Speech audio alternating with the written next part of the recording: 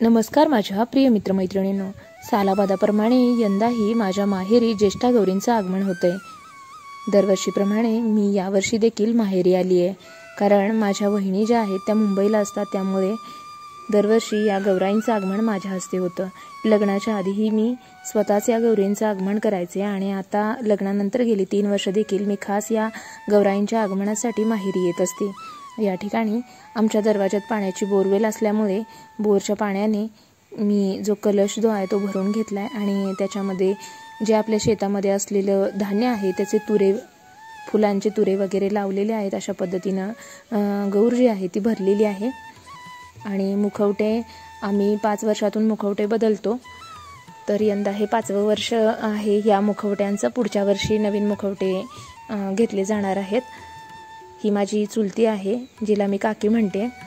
तर काकी दरवर्षी जेव्हा शेतात येते तेव्हा या ठिकाणी आली की गौराईंच्या आगमनासाठी मला मदत करत असते।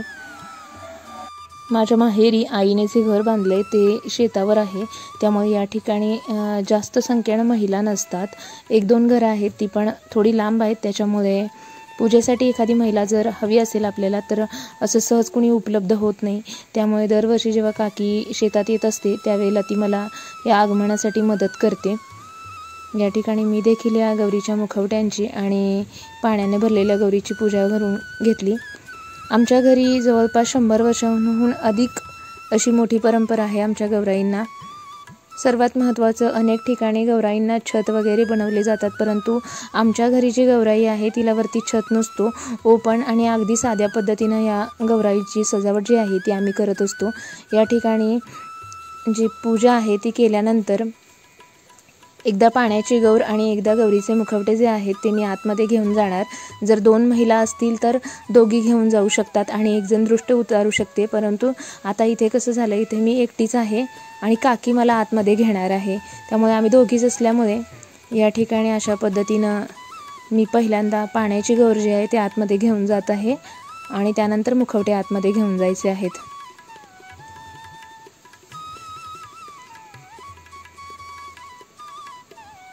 या ठिकाणी ती माझी आणि गौरीची जी पहिल्या पाण्याच्या गौरीची आहे ती भाताच्या मुटक्यांनी दृष्ट काढते आणि त्याच्यानंतर मग पुन्हा आम्हाला ओवाळून ती आतमध्ये घेणार।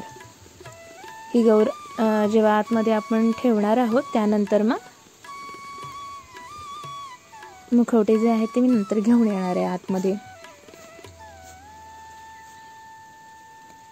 पाण्याची गौर आहे तिला आपण फुलांनी आणि शेतामध्ये जी पालवी आहे, जे तुरे वगैरे असतात धान्याचे, त्या तुऱ्यांनी वगैरे छान सजवू शकतो।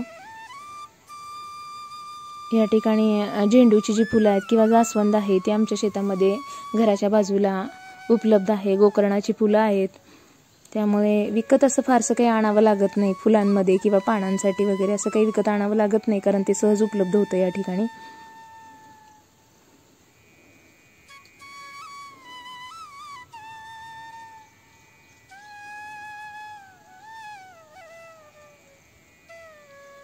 पावसाचे दिवस आहेत त्याच्यामुळे हिरवळ आहे छानशी, पाठीमागे जे दृश्य आहे ते छान आणि अगदी आनंद देणारं आहे, हिरवळ आहे सर्वत्र, छान वाटतंय।